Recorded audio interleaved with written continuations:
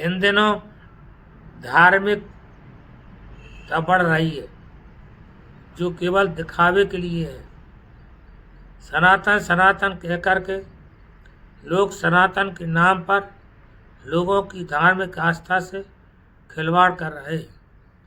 पितृ और श्राद्ध के नाम पर इन दिनों वीडियो कॉल करके लोग अनुष्ठान करवाने लगे हैं।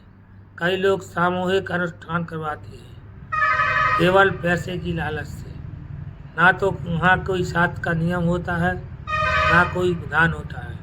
केवल दिखावे के लिए ये कृत्य हो जाता है, पेपरों में बड़ी बड़ी हेडलाइन में छप जाता है। इससे कोई फल नहीं मिलता। श्राद्ध जो है अपने घर पर ही किया जाता है, तर्पण घर पर ही किया जाता है और विद्वान ब्राह्मण से किया जाता है। इन दिनों लहसुन प्याज वर्जित है। जिनके घर में श्राद्ध होता है, जो पितृपक्ष को मानते हैं, उन्हें पूर्ण सात्विक रहना चाहिए। भोजन में लहसुन प्याज नहीं होना चाहिए। तामसिक भोजन का भोग कहीं पर भी नहीं लगता है। और अपने मन से श्रद्धा से शास्त्रों के नियम अनुसार जो व्यक्ति श्राद्ध तर्पण आदि करता है, उसके पितरों को ही मुक्ति मिलती है। आजकल बहुत से लोग ऐसे हैं कि जो ब्राह्मण के कृत्य कराते हैं परंतु ब्राह्मण नहीं है। यह ठीक नहीं है। जो पात्र ब्राह्मण है, जो ब्रह्म को जानते हैं, जो त्रिकाल संध्या करते हैं, ऐसे ब्राह्मणों को जमाने से, ऐसे ब्राह्मणों के द्वारा सत्कर्म कार्य कराने से ही फल मिलता है।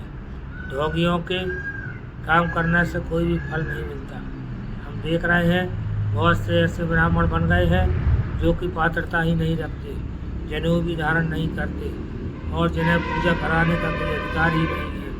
वे पूजा करा रहे हैं, केवल पूजा उनके लिए व्यापार है। धर्म से उन्हें कुछ लेना देना नहीं है। बड़े बड़े कथावाचक भी कथा के माध्यम से अंधविश्वास फैला रहे हैं और भीड़ के प्यारे जो नेता है, इनको भीड़ प्रिय है, वे इन्हें प्रोत्साहित कर रहे हैं।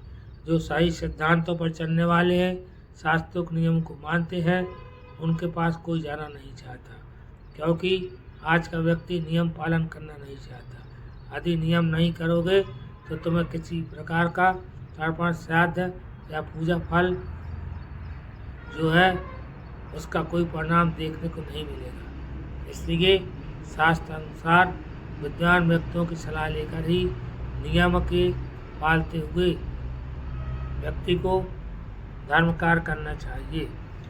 आज सामान्य सी बात है, ट्रैफिक के नियम से यदि आप नहीं चलोगे तो एक्सीडेंट हो जाएगा।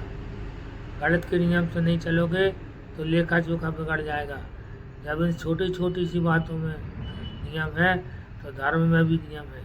यदि धर्म को नियम अनुसार करोगे तभी आपके पितरों का मोक्ष होगा और वे आपसे प्रसन्न होंगे।